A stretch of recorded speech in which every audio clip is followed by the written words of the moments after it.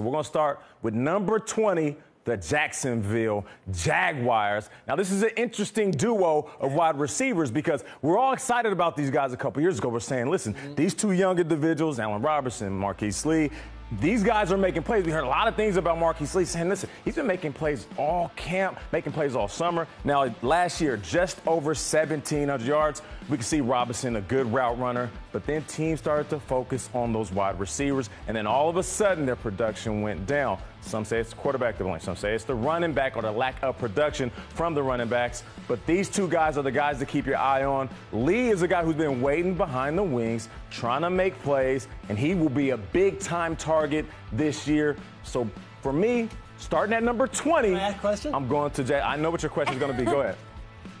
Allen Hurns was paid huge money by Jacksonville. You're going Marquise Lee over him as the number 2. I like it, but tell me why. Because Marquise Lee has been waiting in the wings. He's been playing the number 3 wide receiver position. And when you look at last offseason, not this offseason, last offseason, they're saying Marquise Lee is destined to come in and make plays. Over 100 targets last year. He hasn't had his opportunity to be a true number 2. And if you have a guy that's getting that many targets, the year that he comes into his own is the year like this. Best so season of his career last year, Hurns and Robinson down years. I think Robinson can maybe bounce back. Fournette probably helps them all out, right? That's their new best friend, Leonard Fournette. That's Leonard the guy. Fournette, and that's the guy that's going to help out the passing game. But still, we need more consistency out of that number trio 20. in general. At number 20. Now, number 19, the Saints. Now, listen, Cooks is gone, so now we're thinking, who are they going to go to as their wide receivers? And they have talent, and you know I love some Willie Snead. That's my guy, but can't guard Mike.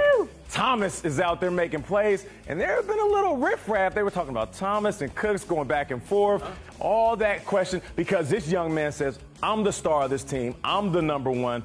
And for everybody that loves fantasy, Mike Thomas is a guy that you got to go get, Kat. Top 10 in yards, touchdowns, and receptions last year. What I love about him is he can run every route in the book, has great quickness, but he's a big target. So when you get to the red zone, you don't have to abort tossing him the rock. You can still look for him.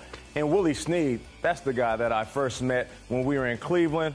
Huge hands and just an absolute stud when it comes to going out there making plays. And when you look at him on the field when he's healthy, Drew Brees started to lean on him quite a bit. He's one of those guys where if Drew Brees is dropping back, he's scanning the field, and then he'll come to Snead late. So if he's not the number 1 option on that play, you can always come back to the middle of the field and hit a guy like Snead who's going to make plays. Can I play a quick contrarian? Yeah. Love those guys, but let's say you put him out there with Drew Brees in the dome on that turf, he can play with anybody.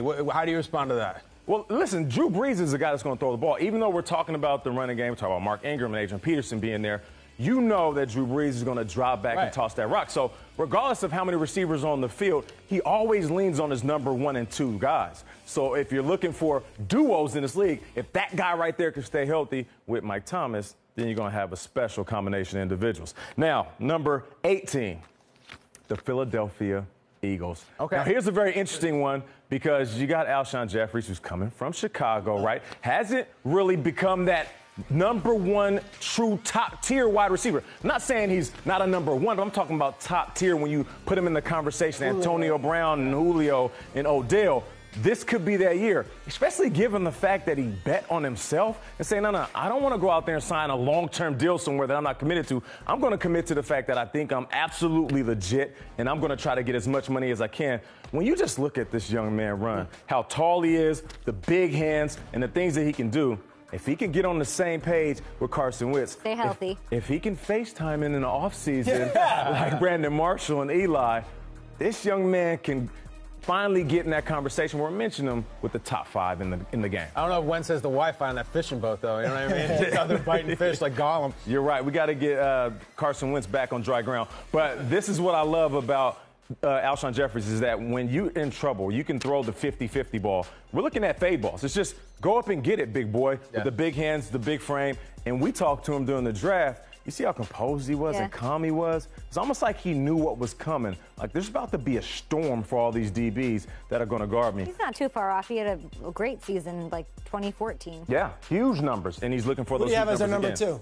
Jordan Matthews. Okay. A guy that's been there. And here's the thing I like about Jordan Matthews is they bring in Alshon Jeffries. And now Jordan Matthews is saying, okay, wait a minute. You're bringing in this man to be the number 1. I get it. He's going to be the big-time target. But I've been here. And I put up numbers in this offense, and I know this offense. So he's going to come out and try to make a big splash himself because guess what? He wants to get paid too. So when you look at what they were able to do, combined, just 5 TDs, over 1,600 yards, I'm looking for these guys. If Carson Wentz kind of picks up where he left off, continue to trend upward, they can both put up 1,000 yards easy within this offense. And I play contrarian. Yeah, go ahead. What you got? Some people might say you're showing a lot of highlights of Jordan Matthews. Where are the drops? Because he had 8 a season ago. So as a wide receiver, I'm not even being contrarian. Like, what does he have to do? How much of that is mental, and can he reset that for this season? Majority of it is mental because we've seen him catch the ball before. But more importantly, having a guy come in and automatically you're pushed to number 2, number 3,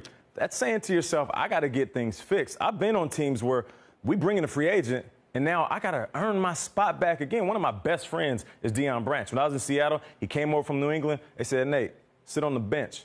From there, I had to outwork a guy that I stayed in the hotel with every single night before the game. And one season I did. I want to show up and prove to everybody I'm not just better than Deion. I'm better than everybody you have on this roster. Now Jordan Matthews in a position where he knows he had drops, inconsistencies. You got to go out there and not prove that you're number 2. Go out there and try to beat out Alshon Jeffries and make a name for yourself and go get paid. They signed Torrey Smith. They drafted Nelson Aguilar in the first round 2 years ago. They just cut Dorial Green-Beckham. Very interesting unit, and I like that those are your 1, too. Yeah.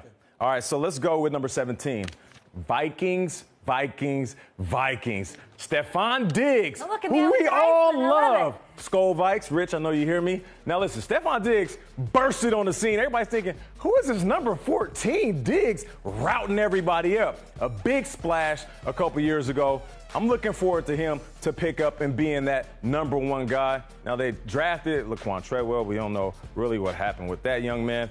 Still looking for him to kind of pick up where he left off. But this young man can do everything. We've seen him run every route in the book, outside, inside, catching a reverse right there. He's going to be the go-to guy within this offense. So he's the guy that can anchor this wide receiver duo. Bradford loves him. Yeah, throws the ball to him. He's got the targets he's racked up are wild. These guys ahead of the Saints receivers, I like the Saints. I do, just because I've seen more out of these guys over the last year. And I know the other guy. People at home are saying, well, what about these 2 unproven individuals? But they're not necessarily unproven because we've seen Diggs do it. And there's a reason why Adam Thielen got a contract this offseason. And, you know, we can do all the jokes about the wide receivers, but at the end of the day, he's a playmaker. I mean, he's going to find himself on toe jack swag. He's going to be routing guys up. He can play on the outside, inside, catches with his body well, catches with his hands well. He's a consistent wide receiver. So those 2 right there, Stephon Diggs, Adam Thielen, I'm finding them guys right there at 17. Are you trying to say he's maybe doing a little homerism-ish kind of thing? What's that happening? Likes a few teams. Nate, I can't blame him. If I played in Minnesota, I'd like him too. Where you got the trades? What a shots fired. We'll get to that, but right now, we'll go to number 16, the Indianapolis Colts. Now, here's the tricky one because we all know why we love the Colts wide receivers. T.Y., right? T.Y. is the man. What about T.W.O.? Who's 2? That's the whole point. But listen, T.Y. is going to give you crazy numbers, over 1,400 yards. He's amazing. Just quietly. And he keeps doing it, and we're thinking to ourselves, why aren't we talking about T.Y.? I remember, Kay, you saying, we got to talk about T.Y. Hilton. Thank you, Hilton. Yeah, he's always balling out, always going to make plays. Now, doesn't get in the end zone a ton because he's always running over the top of coverages, catching post routes, 9 routes. But we got to get him more involved in the red zone, though. I feel like when Luck gets down in that red zone, they have all these other targets, plays to try to hit tight ends and big guys. But Moncrief is the number 2 to answer your question. Okay, over Dorsett. Over Dorsett. Dorsett came in as what? The Blazer, right? He's the guy, the Taylor Gabriel-esque. You go and you got him over the top of the coverage, taking the top off every coverage. But Moncrief, I love his size. That's I love his touchdown speed. guy to Yin Yang. And he goes up and gets it. And he's one of the reasons why you don't see T.Y. Hilton get in the end zone a lot. Because you got a guy like this who in 7 games, around 300 yards, 7 TDs, though. So once he gets down the red zone. In 9 games. In 9 games. Andrew Luck is getting down there thinking, all right, I got T.Y., who I know is going to attract attention, maybe even double coverage. Moncrief is going to go up against single coverage. So I know what that position is like. I know what that feeling is like when you're lined up at the line of scrimmage and you think to yourself, I got one guy on me. If I can beat this one guy, I know the ball is going to me. So that's the reason why he finds himself in the end zone. The question is, can he stay healthy and complement T.Y. in a way where he can put up close to or even more than 1,000 yards?